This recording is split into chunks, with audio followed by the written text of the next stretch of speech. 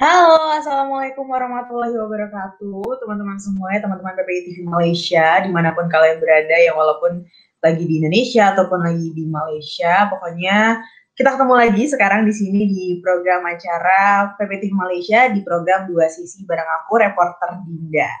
Nah, teman-teman, hari ini kita udah di episode beberapa, ini episode berapa dari Dua Sisi. Kalau kemarin kita masih ngobrol yang serius-serius tentang beasiswa, tentang kuliah-kuliah. Kalau sekarang nih kita ada episode yang mungkin lumayan biar buat kita semua ini fresh ya, buat kita kayak refresh lagi kita sesuatu yang beda dari yang sebelumnya. Nah, hari ini kita sudah kedatangan bintang tamu yang kalau teman-teman dikasih clue dulu nih, kalau teman-teman editor tuh langsung kayak, oh ini nih orangnya, kayak, oh ini orang keren, oh ini gini. Nah, jadi hari ini kita bakalan ngobrol sama seorang bintang tamu itu yang dimana udah siap di backstage, udah kita umpetin dulu sebelum kita kasih surprise buat teman-teman semuanya. Dan mungkin biar kita nggak terlalu lama, kita ajak aja kali ya langsung kita ajak gabung di sini, yaitu seorang profesional video editor yang juga menjadi otaknya untuk editor salah satu trending pertama di YouTube waktu itu, video yang lumayan viral banget, yang bukan lumayan viral ya, yang viral banget, yang pecah banget. Kalau gitu ini siapa lagi kalau bukan Dereris kita atau Der Jeder nih orang kasih taunya nih. Mana nih abang nih? Oke. Halo Bang Dere.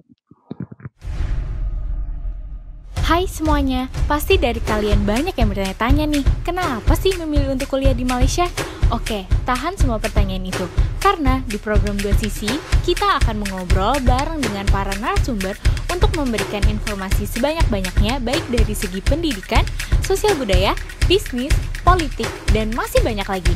Untuk mencari tahu jawaban dari lulus dari Malaysia mau jadi apa? Inilah Dua Sisi mengupas informasi. Oke teman-teman, kita udah bareng sama Bang Dere di sini. Kalau misalnya orang tahu di Instagramnya itu Der Jeder ya Bang ya. Yes. Jadi kasih tahu namanya ya.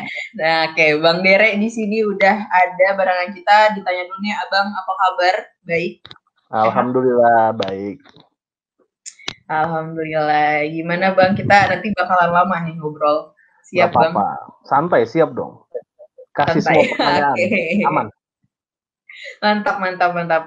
Nah, jadi Abang di program Dua Sisi ini, kalau misalnya Abang baru denger nih PPI TV Malaysia, Dua Sisi gitu kan.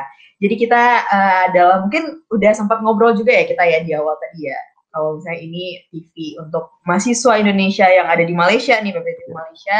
Dan juga program Dua Sisi ini kita lebih kayak mengulik tentang narasumber kita ataupun kita ngebandingin cari informasi tentang pokoknya dari Dua Sisi.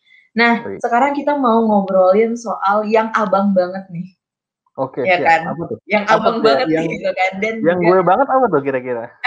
Oke, kita tahan dulu kayaknya ya. Kita pancing dulu nih kayaknya. Mungkin sebelum kita ngobrol yang udah Dina mention di awal tadi tentang video yang viral banget, pecah banget, trending 1 di YouTube gitu kan. Udah dikasih clue-nya dulu. Dina mau tanya dulu nih, mungkin kesibukan Bang Dere sekarang apalagi di masa pandemi kayak gini nih apa nih? Mungkin teman-teman juga penasaran. Oke, basically kalau untuk sekarang ini ya, kalau yang emang mungkin following gue di Instagram dan juga penikmat video-video YouTube yang gue kerjain di YouTube, di channel YouTube gitu, mungkin udah pada tahu juga kalau per Januari ini sebenarnya gue udah nggak in-house di salah satu channel YouTube yang lumayan terkenal ya, yaitu Tim Tuan. Mulai per Januari gue udah nggak in-house di Tim Tuan, jadi dari Januari sampai bulan ini gue itu udah sibuk di dunia freelance sebenarnya. Jadi gue sendiri lagi mencoba untuk membuat hitungannya bukan production house tapi lebih ke arah post house, karena memang kita ngurusinnya lebih ke arah post production gitu. Jadi gue lagi membangun untuk menyiapkan sebenarnya lebih karena menyiapkan post house gue sendiri gitu. Jadi gue sekarang udah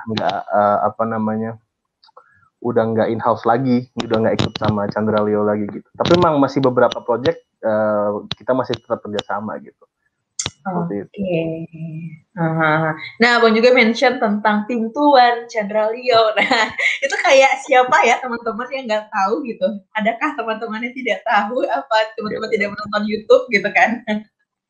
Nah, Bang Dery kan salah satu pernah bergabung cukup lama ya dengan tim production dari tim Tuan gitu ya, jadi editor ya.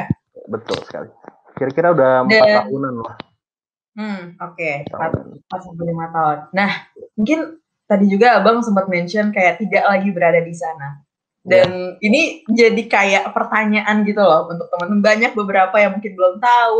Walaupun sebenarnya dari Dina pribadi nih. Dari Dina pribadi kayak udah pernah nonton satu reaction video yang reaction YouTube Rewind. Yes. Dan itu dimana kayak mengumumkan Abang untuk graduation nih dari tim Tuan. Nah, mungkin dari teman-teman ada yang penasaran, boleh dong Abang kenapa memutuskan untuk selain kalau orang ngomong pasti kalau yang nggak tahu nih, kenapa nih memutusin untuk keluar, kayak ada negatif thinking gitu kan, daripada positifnya gitu. Kenapa nih tiba-tiba memutusin keluar? Coba Bang gimana? Oke, jadi basically gini, first of all kenapa kita pakai bahasanya Chandra sendiri ya, Chandra sendiri kenapa dia pakai bahasa yang graduation? Karena bukan kalau kita keluar dari tempat kerja kan biasanya kita sebutnya resign ya. Nah ini dia sebutnya graduation, kenapa? Karena biasanya kalau kita graduation, kita akan menuju sesuatu yang nanti kedepannya akan lebih tinggi, next level gitu istilahnya seperti itu. Kayak kita graduation dari sekolah, kemudian kita akan lanjut ke perguruan tinggi gitu, seperti itu ya misalnya. Nah itulah kenapa Chandra sendiri menggunakan term graduation dari tim Tuan. Karena di tim Tuan sendiri pun sebenarnya gue sendiri juga merasa itu bukan tempat kerja, tapi melainkan adalah tempat untuk menuntut ilmu lagi gitu yang baru. Karena selama 4 tahun gue kerja di sana, itu sangat banyak ilmu-ilmu baru yang gue dapetin sendiri gitu di sana. Seperti itu. Dan seperti yang tadi gue bilang juga, kedepannya gue akan membuat rencananya, ini bocoran aja ya, maksudnya untuk kalian mungkin ada yang tertarik bisa kontak gue untuk mungkin mau join, atau ini bocoran lagi sebenarnya, ada rencana di bulan depan itu gue akan membuka seperti magang jatuhnya ya. Jadi gue akan menamain itu seperti Jeder Academy, di mana gue akan mengambil beberapa orang untuk magang bareng gue dengan dengan berbagai tawaran yang bisa gue tawarkan, mulai dari ilmu pertama udah pastinya, kedua pengalaman itu udah pasti, ketiga nanti mungkin akan lebih dibahas lagi dengan pengumuman yang akan gue umumkan di bulan depan seperti itu. Nah ini bocoran aja ya, karena kan ini keluarnya di akhir bulan nih video ini kan. Jadi untuk bulan depan mungkin teman-teman yang tertarik bisa langsung follow Instagram gue dan stay tune di sana untuk tahu apa sih kelanjutannya yang akan terjadi dengan Jeder Academy ini sendiri seperti itu.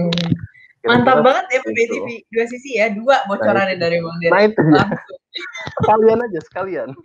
Langsung biar jadi teman-teman nih yang penonton 2 sisi juga, penonton PPTV juga, bahkan Bang selain PPTV Malaysia, kita kan ini cabang ya, kita ada PPTV pusat juga dari beberapa negara di seluruh dunia. Nah itu tiba-tiba lagi balik ke Indonesia tuh bisa tuh langsung magang ke Abang ya. Nah itu bisa juga gitu. Dan sana kita juga bukannya untuk masalah magang ini bukan berarti gue yang akan menjadi atasan kalian, tapi lebih ke arah gue akan menjadi teman sharing kalian di sana. Karena gue sendiri pun masih banyak belajar untuk dunia ini gitu loh, di dunia editing ini, karena dunia editing ini sangat luas dan juga pengetahuannya itu nggak dihitung dengan angka 1, 2, 3, tapi banyak banget pengalaman yang berbeda-beda arah gitu, seperti itu sih yang gue rasakan selama ini sebagai seorang profesional editor, kira-kira seperti itu. Oke, mantap banget emang Bang Dery. Nah, mungkin kalau misalnya Abang sekarang benar-benar udah jadi profesional editor. Yes. Awalnya kenapa dari sekolah ataupun mulai kepikirannya kenapa mau jadi editor dan kenapa memutuskan untuk menjadi seorang editor? Oke, basically sebenarnya untuk menjadi seorang editor ya itu salah satu paksaan keadaan sebenarnya. Jadi awal mulanya itu memang ketika waktu SMA itu memang sangat suka dengan videografi, karena di sekolah gue itu di SMA Karisma Bangsa ya, sekolah Turkish Indonesia Bilingual. itu memang banyak lomba-lomba bikin video hampir setiap bulan tuh ada gitu. Nah di sana gue tuh seneng banget dengan bikin video, ngedit video gitu. Cuman mulai dari situ gue berpikir untuk menjadi seorang sutradara film. Nah di saat itu memang knowledge gue untuk perfilman masih sangat sempit dan gue merasa kalau yang paling keren di sana itu sebenarnya adalah director. Jadi gue ambil kuliah perfilman. Nah, ketika kuliah perfilman itu sendiri, ternyata banyak job desk yang sebenarnya itu bisa butuh tim gitu ya. Cuman karena memang keterbatasan human source dan juga keterbatasan dana gitu ya, ketika kuliah kita tahu lah, anak kuliah kan tahu lah ya. Ketika kuliah itu kan untuk hire orang, misalnya menjadi seorang editor atau menjadi seorang kameramen itu sangat mahal. Menurut anak kuliah, jadi di sanalah otak-otak gue mulai berpikir kalau kenapa nggak gue merangkap aja menjadi seorang editor dan menjadi seorang director juga. Bahkan di beberapa project gue menjadi seorang produser juga gitu. Jadi benar-benar one man show lah istilahnya seperti itu. Nah ternyata setelah mulai terjun ke dunia editing, gue lebih tertarik dengan magical yang dihasilkan oleh editing itu sendiri gitu loh. Karena menurut gue editing itu adalah salah satu bukan korektor, seperti apa ya? Ketika lu masuk dunia editing itu lebih ke arah magical happens gitu loh. Jadi sesuatu yang nggak ada pas syuting aja bisa jadi ada di editing seperti itu. Dan gue sejujurnya gue orangnya cukup manipulatif. Jadi gue sangat suka sesuatu yang bisa gue manipulasi seperti itu. Manipulatif dalam kata baik ya, bukan manipulatif seperti seorang psikopat gitu ya, bukan ya. Gitu sih. Kira-kira seperti itu dan mulai dunia kerja juga seperti itu. Awalnya gue masuk sebagai seorang line producer ya.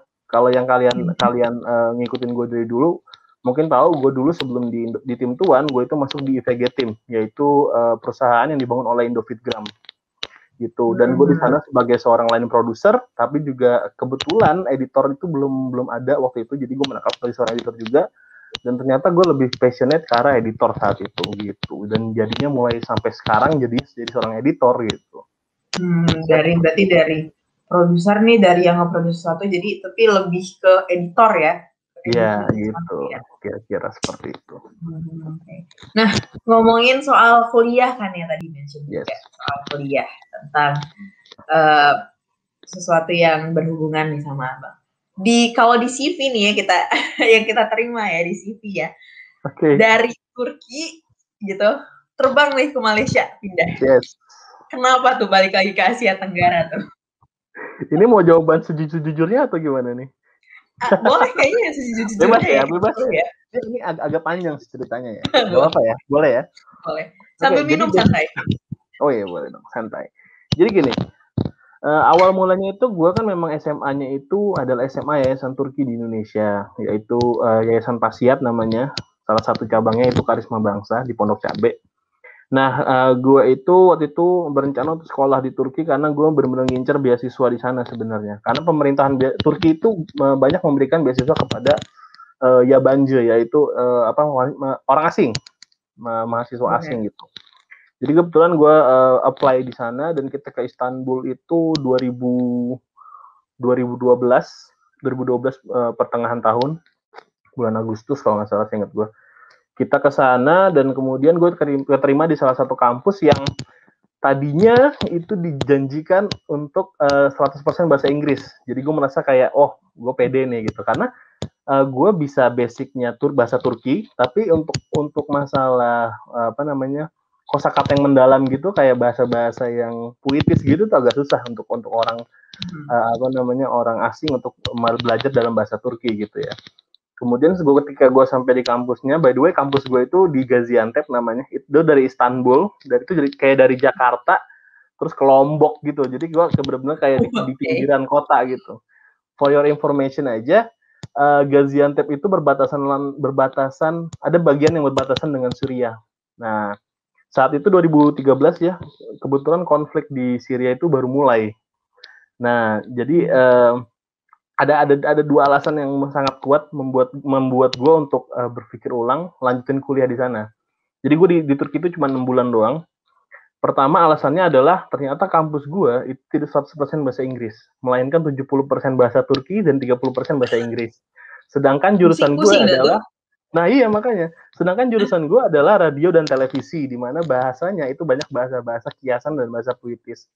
Ketika di sana pun gue sempat masuk ke kelasnya juga untuk coba-coba kan, dan juga gue konsultasi dengan beberapa teman yang udah dari SMA di sana gitu. Dan mereka bilang ini sangat susah untuk belajar dengan bahasa Turki seperti ini. Mereka pun yang sudah SMA dari sana itu masih selalu dapat nilai yang kurang bagus lah istilahnya gitu, karena keterbatasan bahasanya sendiri juga gitu. Itu alasan pertama. Alasan kedua itu gue bener-bener di berita itu melihat di bagian pinggir Gaziantep itu udah ada serangan-serangan dari Syria gitu. Dan gue merasa gue orangnya emang parnoan ya. Jadi ketika gue melihat itu, gue untuk jadikan itu sebagai alasan gue untuk pulang gitu. Akhirnya gue pulang ke Indonesia gitu. Dan benar kejadian setelah beberapa bulan gue pulang itu, di kota gue di Gaziantep, di tempat yang biasa gue naik tram untuk ke kampus itu, bener-bener di pinggir kanan kiri jalan itu semuanya ada tank berbaris gitu dan segala macam. Dan itu salah satu alasan yang membuat gue juga kayak gue harus cepetan balik nih gitu. Tadinya gue mau masuk ke kampus di Indonesia yaitu IKJ karena jurusan perfilman kan, tapi kebetulan mantan gue itu kuliah di Lim Kok Kuen University dengan jurusan desain. Nah, ini sejujurnya ya, gue akan ngasih sejujurnya nih. Lanjut. Jadi waktu itu mantan gue kuliah di sana di Lim Kok Kuen, dan alhasil gue juga ya udah deh, gue kenapa nggak coba di sana aja gitu, karena ada jurusan juga perfilman gitu kan. Dan ya udah bahasa Inggris full lah gitu. Dan akhirnya gue daftar di sana, dan ketika gue belajar di sana pun ternyata gurunya juga banyak orang lokal ya, 50% tuh orang lokal, orang Malaysia. Jadi kita untuk komunikasi pun nggak begitu susah, cukup mudah ya, karena kan bahasa Melayu dengan bahasa Indonesia tuh bisa saling ngerti lah, walaupun ada kosakata yang berbeda gitu. Nah ya udah akhirnya akhirnya gue di sana sampai lulus juga gitu. Dan ya itu tadi alasan sebenar-benarnya ya kenapa ke Malaysia itu ya itu tadi, karena waktu itu mantan gue kuliah di sana gitu. Alasannya kuat ya. Ya. Yang satu balik gara-gara ada perang, yang satu pindah gara-gara alasan ada mantan. Seperti itu dia. Memang agak timbang ya, tapi memang sama-sama kuat di arah yang lain seperti itu. Iya. Yang satu di arah keselamatan, yang satu di arah agak percintaan gitu ya. Iya, itu dia. Oke. Nah, kalau yang Abang rasain sendiri kan Abang berarti alumni Malaysia nih ya. Yes. Anak PPI Malaysia lah ya. Yeah. Environment yang di sana yang Abang rasain gitu selama Abang berada di Malaysia. Kayak gimana tuh setelah misalnya, kan pasti beda ya sama Indonesia. Iya, walaupun agak sama pasti ada bedanya lah. Betul. Gimana tuh rasanya? Sebenarnya rasanya 50-50 sih kalau dari gue ya, karena di lingkungan gue tinggal pun sebenarnya sangat banyak orang Indonesia gitu di di Cyberjaya, nama tempatnya. Di Cyberjaya pun tuh banyak banget orang Indonesia, dan di lingkungan tempat gue tinggal pun itu banyak restoran Indonesia, banyak orang Indonesia yang memang tenaga kerja di sana dan mereka bikin restoran. Kemudian ada juga teman-teman yang dari Indonesia yang kerja di sana seperti itu. Jadi sebenarnya kalau buat orang yang gue takut nih kuliah di luar negeri nanti gue nggak ada temen, nggak ada apa, untuk di Malaysia sendiri ya itu sangat-sangat jauh dari kata itu gitu loh. Itu sangat aman menurut gue. Karena benar-benar kita kemana-mana ketemu orang Indonesia. Kalau kita ke Kuala Lumpur itu ke Kampung Baru itu semua orang isinya orang Indonesia semua gitu loh. Dan kita untuk mencari apa-apa tuh nggak perlu takut gitu loh. Seperti itu juga. Itu sih yang gue rasain sebenarnya. Tapi untuk environment sendiri, gue merasa kayak kalau lihat kiri kanan kayaknya ada aja orang Indonesia. Iya, orang Indonesia. Cuman untuk ininya ya, untuk lingkungannya itu gue merasa tetap seperti di luar negeri. Karena memang sejujurnya ya di sana itu untuk urusan transportasi, kemudian fasilitas umum itu jauh 3 kali lipat lebih baik daripada di Indonesia gitu. Secara fasilitas transportasi dan itunya ya, dan kemajuan negaranya sendiri sebenarnya Malaysia itu ada di atas kita, walaupun memang dalam beberapa aspek Indonesia juga tidak jauh ketinggalan dari itu. Tapi untuk kenyamanan seorang pelajar, waktu itu kebetulan gue di Cyberjaya itu adalah kota pelajar juga ya, karena ada beberapa kampus juga di sana, kemudian ada beberapa studio media juga di sana, kayak studio yang bikin Bobo Boy itu kan ada di sana juga. Kemudian ada beberapa studio production house juga di sana gitu. Dan itu menurut gue cukup nyaman gitu loh. Dan gue nggak nemuin kenyamanan itu di Indonesia sebelumnya gitu. Berarti ya emang ada feel tersendiri ya ketika di sana. Ya benar seperti itu. Oke. Nah kalau misalnya kan Didi perpindahan gitu ya dari Turki ke Malaysia, terus juga environment-nya di Malaysia, terus juga jurusan yang abang pilih, kira-kira ada nggak sih bang? Kalau dari keluarga tuh pasti sedikit, pasti kayak ada lah ya, walaupun halus-halus gitu kan ya pergesekannya. Ada nggak? Apakah pertentangan ketika abang pindah nih dari Turki ke Malaysia, ataukah pertentangan ketika abang memilih untuk gue mau lanjut jadi editor nih, gue mau lanjut perfilman nih? Sebenarnya kalau untuk pergesekan itu udah dimulai daripada kelas 3 SMA ya, ketika kita memilih. Ketika SMA itu kita dikasih kayak lembaran kan, mau ngambil jurusan apa, yang segala macam kayak gitu-gitu lah, yang kayak psikotes gitu lah ya. Di sana pun gue udah sejujurnya gue tuh agak lemah di bidang akademis science, kayak matematika, fisika, kimia, seperti itu gue agak lemah. Tapi ketika SMA pun gue adalah salah satu pendiri teater, kemudian pendiri modern dance di sekolah gue, dan juga gue banyak aktif di bidang-bidang kayak OSIS gitu. Dan memang ketertarikan gue lebih ke arah bidang seni gitu. Nah, ketika pemilihan jurusan yang dikasih di lembaran angket itu, gue memilih pilihan pertama gue adalah film, kedua arsitektur, ketiga baru gue lupa apa, pokoknya antara dua itulah. Nah, ketika guru gue tahu dan orang tua gue tahu, semuanya benar-benar menentang untuk gue masuk ke dalam perfilman, karena basic dari keluarga gue sendiri tuh nggak ada yang di seni, nggak ada yang di entertainment gitu. Jadi mereka tuh berusaha untuk ngarahin gue untuk jadi arsitek. Jadi ketika ke Turki pun sebenarnya pilihan pertama gue adalah arsitek, dan pilihan kedua gue adalah perfilman. Jadi ketika gue masuk ke Turki itu sebenarnya gue keterima di dua kampus. Kampus yang pertama itu adalah kampus di Ankara. Itu jurusannya naval arsitektur kapal. Yang jurusan keduanya itu ya tadi radio dan televisi di Zirve di Gaziantep. Nah, padahal itu kota yang jauh, sedangkan Ankara adalah kota yang lebih besar gitu ya daripada Gaziantep. Tapi gue tetap memilih ke Gaziantep karena merasa jurusannya film gitu loh. Nah, karena gue ingin membuktikan kalau sebenarnya apa yang dikatakan oleh orang-orang tentang gue jangan masuk ke perfilman itu ada salahnya, ada part yang harus gue buktikan ke mereka gitu, seperti itu. Nah, ketika gue balik ke Indonesia dan mau melanjutkan ke Malaysia pun sebenarnya gue diarahkan untuk masuk ke arsitektur ITB, karena di ITB itu waktu itu terkenal dengan klub perfilmannya ya. Tetap orang tua gue, terutama nyokap gue ya, itu tetap pengen ngarahin gue ke sana, karena kebetulan kakak gue di ITB jurusan kebumian. Jadi dia pengen gue masuk sana gitu loh, dengan jalur apapun. Sedangkan untuk masuk sana kan, masuk ITB itu butuh SNMPTN ya, kalau nggak salah namanya ya. Dan itu sama SBMPTN. Ya itulah. Kira-kira untuk masuk itu sangat susah bagi gue, karena nilai gue benar-benar kecil. Untuk nilai UN sendiri itu kalau misalnya nggak dibantu dengan nilai UAS, sebenarnya mungkin gue bisa nggak lulus gitu loh. Untuk waktu SMA ya. Seperti itu. Jadi ya udah gue milih untuk masuk ke Lim Kok Wing. Kebetulan dengan meng-apply nilai nilai UN gue di Lim Kok Wing, gue lumayan dapat beasiswa 20% gitu. Nah, itu gue nggak tahu sih programnya masih ada atau enggak di Lim Kok Wing. Mungkin bisa ditanya ke marketing Indonesia di sana. Dan itu sebenarnya menurut gue program yang sangat baik untuk mahasiswa yang pengen belajar di sana ya. Karena Lim Kok Wing sendiri sebenarnya adalah kampus seni yang sebenarnya cukup menarik untuk dilihat gitu, untuk dilirik gitu istilahnya seperti itu. Gitu. Jadi ya kalau pergesekan udah pasti ada, cuman ya I handle it very good lah istilahnya kayak gitu. Bisa lah ya. Sekarang bisa lah ya. Aman ya. Kira-kira seperti itu. Gampang.